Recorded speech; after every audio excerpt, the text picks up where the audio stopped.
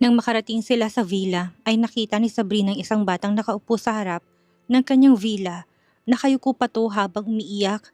Sobrang nag-aalala na naman si Sabrina kung kaya't kagad siyang lumabas ng kotse para aluin ang dalaga. Si Mireya yon, ang kapatid ng kaibigan niya.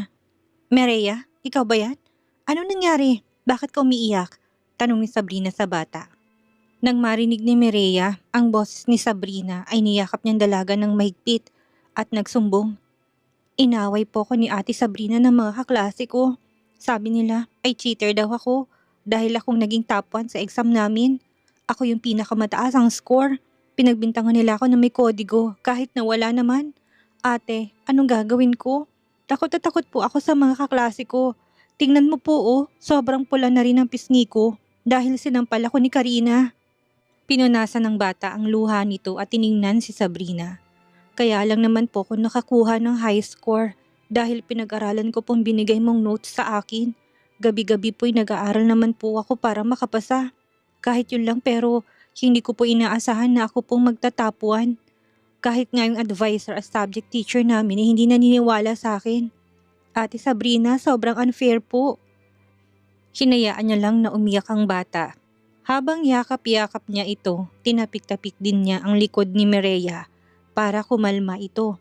Samantalang matapos na umalis si Sabrina ay kinausap muna ni Waki si Mr. Taylor. Kanina pa gustong kausapin ng binata si Mr. Taylor, ngunit kasama kasi nilang dalaga kung kaya't hindi nakabuelo si Waki. Nasikaso mo na ba ang mga taong nagkakalat ng fake news tungkol sa amin ni Sabrina? Tanong ni Waki sa lalaki. Tumango si Mr. Taylor at sumagot. Opo boss, may natrace din kaming mga estudyante sa university na nagpapakalat nito. Kung ano-ano pang sinasabi kay Miss Sabrina at sobrang below the belt na. Nandilim ang mukha ni Waki nang marinig ang sinabi ni Mr. Taylor. Huminga ang binata ng malalim upang pakalmahin ang sarili. Bigyan mo ko ng listahan ng mga taong nanirat ng bash sa dalaga. Iisa-isahin natin silang kasuhan at bibigyan ng warrant. Siguraduhin na makakatanggap nito ay ang mga magulang nila. Nanlaki ang mga mata ni Mr. Taylor, hindi akalaing magiging ganito ang boss nito sa isang dalaga. Wala itong nagawa kung hindi ang sundin si Waki at tumango. Handa nitong tulungan si Sabrina at isa-isa pang kakasuhan ng defamatory ang dalaga. At si Waki pang magkakaso't hindi si Sabrina. Pinapahiwatig lang noon sa lahat ng sinumang kumanti sa dalaga ay si Waki Anderson ang makakalaban nila. Talaga nga bang gusto ni Waki ang dalaga? Ang isang maliit at pandak na babaeng yun. Sobrang inosente pang ang tignan at akalang may 18 years old. Ganyan bang tipo ng boss niya? Hindi naman sa pandidegrade kay Sabrina. Pero sa tingin niya ay napakabata pa ng dalaga para sa boss niya. Kung malaman ng mag-asawang Anderson na may natitipuhang babae, si Waki ay tsak na tuwang-tuwa ang mga ito. Lalong-lalo ng lola ng binata. Ilang minuto rin silang nag-usap hanggang sa nakita nilang kumalma ng bata kung kaya't lumabas na sila ng kotse. Kumunot ang noon ni Waki nang makitang batang babae. Pamilyar ang bata't nang singkitan niya ang kanyang mga mata, naroon lang niya nakilala to. Sa pagkakaalala niya, ang pangalan ng batang yun ay si Mireya. Sobrang pula ng ilong at mga mata nito, halatang galing lang sa kakaiyak. Nakayakap pa rin ito sa gilid ng bewang ni Sabrina, ngunit kalmado na. Bakit nga ba sobrang nag-aalala si Sabrina sa batang ito? Ngunit isa lang ang nasa isip ng binata. Galit si Sabrina dahil sa nakakunot nitong noo. Alam ni Waki na nagpipigil lang ang dalaga dahil naroon sila. Huminga ng malalim si Sabrina, tinignan si Waki. May problema si Mireya sa school niya kung kaya't pupunta muna kami doon. Hindi ko na muna kayo may entertain, Mr. Anderson. Pasensya na. Nagtatakang ekspresyon ng binata, ngunit hindi niya na siya nagtanong pa. Mukhang malaki ang problema ang kinakaharap ng batang babae, kung kaya't kailangan ni Sabrina na tulungan to. Ihahatid ko na kayo sa school. Saan nga ba yon? Sa may UP High School po, sa likod lang ng university ni Ate Sabrina. Binuli po kasi ako ng mga kaklase ko dahil mataas daw ang score ko. Sinabihan po nila akong cheater, kuya. Naiyak na sabi ni Mireya sa kanya. Nang marinig ni Waki ang salitang kuya, ay lumambot ang puso nito. Siya lang ang kaisa-isang anak ng mag-asawang Anderson. Gustuhin man niyang magkaroon ng kapatid, ngunit hindi na rin ang nanay at tatay niya nabibiyaan na isa pang supling. At dahil sa narinig niya, kumuyom ang kanyang kamao, pati siya'y nagalit na rin. Sige, ihahatid ko kayo doon. Agad silang pumasok ulit sa kotse. At si Mr. Taylor ulit ang nag-drive sa kanila. Hanggang sa naalala ni Waki na meron nga pala siyang candy sa drawer ng kotse kung kaya't kinuha niya ito. Binigay niya yon sa batang babae na nasa likuran katabi ni Sabrina. Huwag ka nang umiyak, little girl. Tutulungan ka ng ate Sabrina mo. Huwag kang mag-alala. Ipagtatanggol ka namin sa mga nambubuli sa'yo. Nahihiyang kinuha naman yon ng bata at nagpasalamat. Pinunasan na muna nito ang mukha at inayos ang sarili. Maya-maya binuksan itong candy at dahan-dahang sinubo. Sumilay ang ngiti sa labi ni Mireya at maya-maya kumalma na rin ang bata. Ang di naman ng eskwelahang iyon ay ang kapatid ng ama ni Marcus. Kagaya ng ama ni Marcos ay magaling at matalino rin ito sa pamamalakad ng eskwelahan. Ito ang pangatlong taon ng matanda na namamahala ng eskwelahan simula nang mo-appoint ito bilang isang dean. Doon ay lahat ng masasamang gawain kahit na pambubuli ng kapwa-estudyante at kapwa-guro ay mahigpit na ipinagbabawal. Kahit nga sa mga guro nito ay napaka-strikto, lalong-lalo na sa pagpili ng mga kaguruan na magtuturo sa mga bata. Ang goal ng dean ay magkaroon ng efficient learning ang bawat estudyanteng mag-e-enroll doon. Kaya naman lahat ng mga magulang ay sabik na ipapasok ang kanilang mga anak sa paaralang iyon, umaasang magkakaroon ng karunungan at mataas na gradong mga anak nila sa high school para makapasa sa UP at nang makita ng dean na si Mr. Bernard ang legendary CEO na si Waki Anderson na lumabas ng kotse nito. Lahat ay sobrang na-excite, lalong-lalo ng mga kaguruan na naroon. Lumapit ang matanda sa binata at nakangiting binati ito.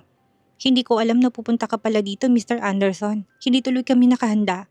Pasensya na, iho. Sabi nito at bahalak sanang kamayan ng binata, ngunit umiling lamang si Waki. Nilagpasan lang nitong matanda at lumapit sa backseat upang pagbuksan sina Sabrina at Mireya. Nawala ang ngiti ng dean nang ma-realize na hindi man lang ito pinansin ng binata. Well, ano ba naman ang aasahan sa binatang si Waki? Napaka-cold at arrogante nito. Manang-mana sa ama nitong si Joaquin. Hindi na lamang ininda yon ng dean at pinilit na ngumiti sa binata para hindi halatang napahiya ito. Napakunot ang noon ng dean nang makitang dalawang babaeng lumabas ng kotse ni Waki. Hindi man lang nakilala ng dean na ang batang kasama nito ay estudyante sa paaralang iyon. Samantalang ang dalawang guro naman sa gilid ay napaawang ang labi na makilala si Mireya Ferrer. Ang estudyanteng binuli kanina ng mga kaklase hanggang sa umiyak ito at mag-walk out na lamang bigla. Hindi ba't wala itong mga magulang at ulila na lang, paano kasama nito si Mr. Waki Anderson? Yan ang katanungan ng dalawang guro, pati ng mga kaklase ni Mireya. Meron ding magandang dilag na nasa tabi nito at halatang nasa may kayang pamilya. Nang makita ni Mireya ang batang nang bully sa kanya ay kaagad na nag-react ito at umiyak. Niyakapan nito si Sabrina at nagtago sa gilid nito. Ang batang yun ay ang class president ng school na kaklase ni Mireya. Isang top student kung kaya't galit na galit ito ng malamangan ito ni Mireya. At dahil sa sobrang inggit at galit ng class president nila na si Joanna ay nagwala talagang dalaga. Dahil kilala sa pagiging spoiled brat at mayaman, malakas pa sa mga kaguruan ay hinayaan ng lahat na saktan si Mireya ng grupo ni Joanna. May mga nagsumbong sa subject teacher at class advisor. Ngunit kilala kasi si Mireya bilang loner at isang batang ulila doon. Isang adopted child na nagmula sa orphanage ngunit pinalayas ng mga adopted parents. Kung tutuusin, mas matalino si Mireya kay Joanna. Ngunit dahil mas pinabura ng lahat si Joanna dahil galing to sa mayamang pamilya at palagi din nagpapadala ng regalo sa mga teachers ay mas pinili nilang maging top 1 ito sa klase. Kinuyom ni Joanna ang kamao at umiwas ng tingin. Oh my God, may pamilya si Mireya? Bulong ng kaibigan ni Joanna nang nasa gilid lang. Wala siyang pamilya, ano ka ba? Hindi ba't sabi ni Teacher Micaela ay adopted child ito at pinalayas pa nga ng mga adopted parents? Singit pa ng isa, tinignan lamang ni Joanna ang kanyang mga kaibigan. Hindi pwedeng mag-guidance ako, lalo pat kailangan kong magkaroon ng mataas na grades at i-maintain ang pagiging top 1 para makapasok ako sa UP. Kung saan nandun ang idol kong si Ate Sabrina. Gigil na sabi ni Joanna sa mga kaibigan. Subalit kaninang umagay nagkaroon ng hindi inaasahang pagkakataon. Lahat ng exam sa lahat ng subject nila ay si Mireya ang palaging highest. Halos na perfect nga nitong exam at yun ang kinaiinisan niya. Alam niyang hindi nila madadaya ang grades nila. Kaya nung sinabi ng advisor nila na baka hindi na siyang magiging top 1 ng first grading ay sobrang nagalit siya. Hindi siya makapaniwala kung kaya't nagreklamo siya sa advisor. Walang nagawang guro kung hindi ang humingi ng tawad sa kanya dahil hindi maremedyohan ang grades niya. Kahit nagawin pa man yun, hindi pa rin ito mapapantayan ang nakuhang score ni Mireya. At si Mireya pa talaga, pinilit niyang sinabi na hindi naman afford ni Mireya na pumasok sa UP dahil malaki ang gastos kapag naroon. Kung kaya't nagkaroon sila ng idea na kunin sa dalagang spot na yon. Hindi naman pumayag si Mireya, kung kaya't sobrang nagalit si Joanna at pinagsasabunutan ito. Lahat ng mga kaklase nila nanood lang. Break time nun kung kaya't walang guro. Kaya walang laban si Mireya, na hindi malang ito mapagtanggol ang sarili. Ang top na sanay sa batay napunta pa rin kay Joanna. Ang mga ibang guro naman ay walang pakialam dahil alam namang ito na mahirap lamang si Mireya. Ilang araw nang iniinday ng bata, ngunit sobrang hirap na ng kalooban nito. Kung kaya't wala na nagawa ito kung hindi ang magsumbong kay Sabrina. Ngayon lang ang batang sumabog dahil sobra-sobra ng talagang ginagawang pambubuli sa kanya. Wala itong nagawa kung hindi ang umalis at tumakbo palabas ng eskwelahan. Habang umiiyak ng malakas, hindi nga nito namalayan na tinakbo pala nitong eskwelahan papunta sa kanilang villa. Nang makita nitong wala si Sabrina sa loob ng bahay nito, ay naghintay ang bata ng ilang minuto para magsumbong sa ate Sabrina nito. Dahil alam ni Mireya na si Sabrina lang ang tanging pag-asa nito na makawala sa masalimuot nitong buhay sa eskwelahan. Matagal na nitong pinag-iisipan ngunit ngayon lang ito naglakas ng loob. Labis ang paghihinagpis ni Mireya nang manakaw ang pagiging top 1 niya. Hindi lang yun, ay araw-araw pinahirapan pa siya ng mga kaklase niya, lalong-lalo na si Joanna. Ang class president nila, isa lang naman ang pangarap niya, ang maka-admit din sa UP balang araw kung saan naroon ang ate Sabrina niya. Kaya nga ginagalingan niya ng maigi sa eskwelahan dahil yun ang rason, ngunit nang masungkit niya ang pinaka-top 1, ay doon naman nagkaroon ng problema. Kahit naman siguro isa siyang adopted child, hindi naman siguro yung rason para kunin ang pinaghirapan niya, hindi ba? Sa una balak lang talaga niyang pumasok sa bahay niya at magkulong sa kwarto. Ngunit nang maalala niyang ate Sabrina niya ay pinuntahan niya kagad to sa bahay nito. Hinintay niya talagang umuwi si Sabrina hanggang sa nakita nga siya nitong nakaupo at umiiyak. Samantalang makita si Sabrina na sobrang takot na takot si Mireya, ay niyakap niya ito na para bang tinatago at pinoprotektahan niya ito sa kung sino man ang masamang taong naroon. Nilapit niya ang kanyang bibig sa tenga ng bata at nagtanong, "Sino sa mga guro mong tinutukoy kanina, Mireya? Sino yung advisor ninyo dito? Nandito ba siya?" Dahan-dahang tumango ang bata. "Opo." "Sino? Ituro mo sa akin kung sino." Tinignan ni Mireya sa Sabrina. Saka nilipat ang tingin sa isang dalagang kaedad lamang siguro ni Sabrina na nasa harapan nila. Nanginginig na tinuro ng batang advisor nito kung kaya't naningkit ang mga mata at tinignan ni Sabrina to ng matalim. Labis na kinabahan ng advisor sa titig na yun. Napahawak pa to sa sariling braso dahil nakaramdam ng pagtaas ng balahibo to. Nawala naman ang ngiti ni Bernard nang marinig ang pag-uusap ng dalaga at ng bata. Napalingon din ito sa tinuturo nito at nakita ang daughter-in-law. Ang tinutukoy, kumunot ang noo ng din sa isip-isip ng matanda. Anong meron? Bakit tinuro ng bata si Teacher Micaela? Hindi ba't bumisita si Waki para sa school? O baka naman dahil sa batang nasa gilid nila, kung kaya't nanditong binata, tinitigan ng maigi ng din ng bata at naroon lang nakilala to. Mukhang estudyante ang batang ito dito. Sa pagkakaalam ng matanda, advisor nito ang kanyang daughter-in-law na si Micaela. Hindi tangat hindi siya naging din para lang sa wala. Ilang segundo lang na observe ay alam na ni Bernard kung anong nangyari sa mga oras na yon. Pabalik-balik ang tingin nito kina Sabrina at Micaela hanggang sa unti-unting bumusangot ang mukha ng din, kaya naman isa lang ang nasa isip ni Bernard. Kailangan niyang pigilan ang magaganap na komosyon ngayon.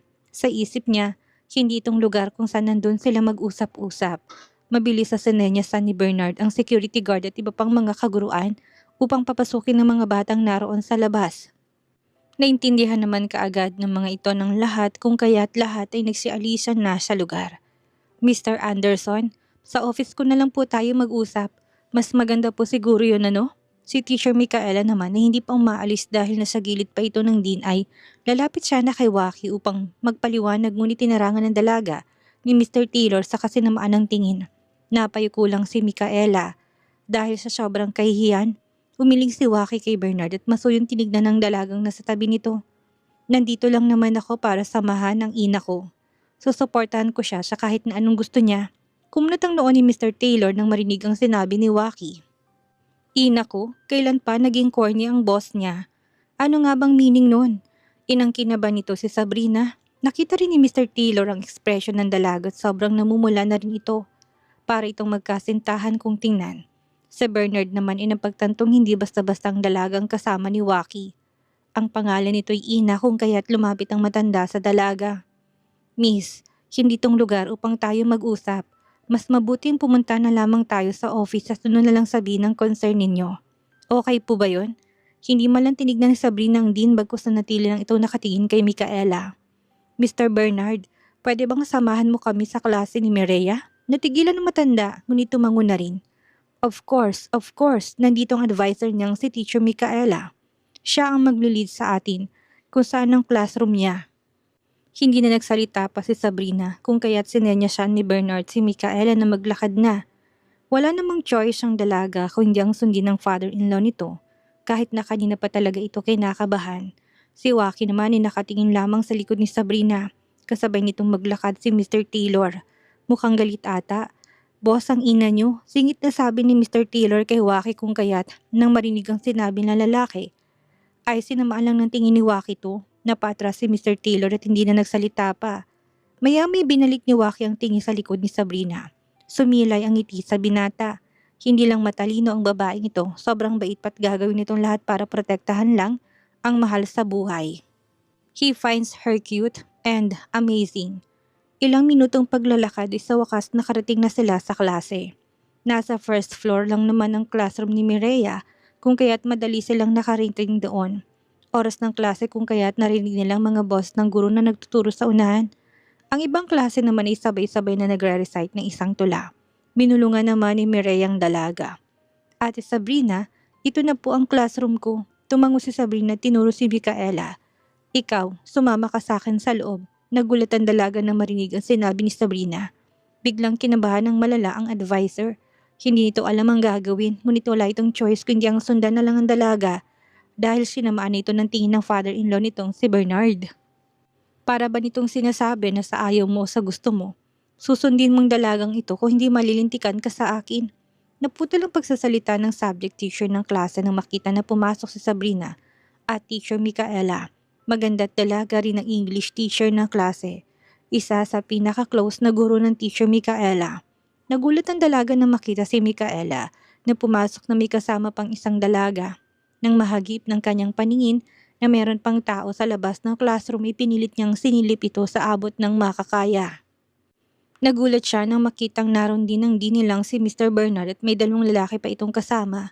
Sa uni nagtataka ang English teacher kung bakit naroon ang din dahil hindi naman siya nakatanggap ng text kay Micaela. Napupunta pa lang mga to sa oras ng klase niya. Ngunit pinagsawalang bahala lamang niya yon at nabigay galang sa nakakataas. Tinanguan lamang siya ni Mr. Bernard hanggang sa tuluyang luminaw ang kanyang mga mata nang mapatingin sa binatang katabi nito. Doon lang niya napagtanto na kasama nitong legendary CEO at major stakeholder ng paaralan nilang si Waki Anderson. Everyone, please be quiet. We have a visitors here. Paalala niya sa klase na marinig ang bulong-bulungan ng mga batang naroon. Ang unang nasa iisip niya bakit naroon si Mr. Anderson sa klase nila. Doon niya lang napansin ang isang batang nakayuko sa labas ng pinto. Agad niya namang nakilala ang batang yun. Hindi ba't si Mireya to? Ang sabi ng mga bata ay absent to dahil kanina umuwi itong umiiyak matapos na awayin ni Joanna. Bulong niya sa sarili. Tinignan niya ng makahulugan ng kaibigan niyang si Micaela, subalit umiwas lang ito ng tingin sa kanya sa yumuko. Kaya naman ang ginawa niya ay umatras na lamang siya at hindi na nagtanong. Alam niya kung hindi ang gagawin. Ang tumahimik, walang nagawang dalawang guro kung hindi hayaang pumunta sa gitna si Sabrina at isa-isang tinignan ng seryoso mga bata. Nasa gilid na dito si Miret na kayakap sa bewang ng dalaga. Lahat ay sobrang nakakurious sa mga nangyayari. Hindi alam ng mga estudyante kung bakit naroon sa unahan ng dalagang hindi naman nila kilala at kasama pa ito si Mireya. Maya-may narinig nilang magandang boss ng dalaga, ngunit sobrang nakakatakot. Siguro naman, alam niyo na kung bakit kami nandito, hindi ba?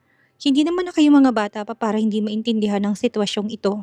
Sige, bibigyan ko kayo ng isang pagkakataon na umamin kung sinong nambuli kay Maria at tumayo sa gitna ng klase. Bibigyan ko kayo ng oras upang humingi ng tawad sa kanya sa lahat ng mga pambubuli na ginawa niyo sa kanya. Si Giovanni naggulat nang marinig ang sinabi ni Sabrina at dahil sa sobrang exaggerated na ekspresyon nito ay napakalakas ang boses ng dalaga. Ano? Nagpapatawa ba siya? Bakit naman tayo hingi ng sorry sa Mireya na yan? Sino ba siya? Tinaasan ng kilay ni Joanna si Sabrina. At sino ka ba ha? Kaano-anong bang uli lang yan? Isa pa, wala namang pakialam ang adoptive parents niya sa kanya kung kaya't ano pa bang magagawa niyo? Hello, ni adoptive parents niya ay walang pakialam sa kanya. Ikaw pa kaya na hindi naman niya kaano-ano? Ang isa namang kaibigan ni Joanna nagsalita. Bakit naman kami magsasorry sa kanya? Nagkakasiyahan lang naman kami. Hindi ba Mireya? Ang OOA niyo naman. Tumangong iba pang kaibigan ni Joanna kung kaya't napangisi ang babae. See, hindi naman pambubuling ginawa namin sa kanya. We're just playing, hindi ba Mireya? Tinignan niya na matalim si Mireya. Ngunit ang babae napakagat na ng labit yumuko. Pinipigilan siguro nitong mapaiyak na naman. Samantalang huminga ng malalim si Sabrina at lumipat sa desk ng teacher upang tingnan ang seating arrangement ng mga estudyante doon. Nang malaman niyang listahan ng mga taong nagsalita at kaganyang kinuha yon, kinuha niyang phone niya at pinicturan ang mga pangalan ng estudyante at may tinawagan. Nang sumagot sa kabilang linya, nagsalita siya. Hi, gusto ko tulungan mo ko. Pakicheck nga ng mga pangalang sinend ko sa'yo at ilista mong lahat ng impormasyon tungkol sa pamilya niya, lalo ning nakabold ang pangalan sa larawan. Sinend ko ng listahan sa email mo. Ilang segundo ring natahimik ang kabilang linya bago nagsalita. Hello, wait, ikaw ba to, Black Raven? Tanong ng babae sa kanya. Oo, ako nga. Kailangan ko siya after 2 minutes. Okay lang ba? Oo naman, mabuti na lang at nasa harap ako ng computer. Ngayon itinatrabaho ko na rin ang listahan ng mga pangalan sinasabi mo. Pero ayon dito ay nasa Pilipinas na sila. Bakit pa ako pinapahanap mo hindi na lang ikaw? Napailing si Sabrina. Hindi ako pwede sa ngayon eh. Pwede mo bang isan lahat sa akin yan pagkatapos nitong call natin? Walang nagawa si Mariposa kung hindi ang sundin ng kaibigan niya. Sa kabilang banday binabasa ni Waki ang labi ni Sabrina. At dahil marunong ang binata sa lip reading ay kaganitong nalaman ng sinasabi ng dalaga sa kabilang linya. Napakunot ang noon ng binata. Pinapakuha nito mga impormasyon ng pamilyang ng bully kay Maria. Ano kayang plano ng dalagang ito? Yan ang nasa isip ni Waki, ngunit tinayaan na lamang ni Sabrina at nanatili lamang nasa labas. Ilang segundo lang nakalipas at tinignan ulit ni Sabrina ang phone at unti-unti itong napangisi. Alam ni Waki na nakakuha ng dalaga ng impormasyon na mga estudyante gusto nitong bigyan ng leksyon. 5 ang naroon sa listahan. Ang unay si Joanne at ang 4 naman ay mga kaibigan nito. Lahat ng impormasyon tungkol sa kanila ay naroon. Simula pagkabata hanggang sa pagkalaki. Nandun din ang status ng pamilya at kung anong ginagawang business ng mga ito. At dahil sa pagising Sabrina ay biglang nakaramdam ng takot si Joanna. Natahimik din ang mga estudyanteng nagbulong-bulungan sa gilid nang makita nilang nakatingin lamang si Sabrina kay Joanna at malaki ang ngisi nito. Sa isip nila, kilala ng dalaga kung sinong mastermind ng lahat ng pambubuli kay Mireya. Ilang segundo lang inalaman na kagad ito kung kaya sa tingin nila hindi basta-bastang tao ang kasama ngayon ni Mireya.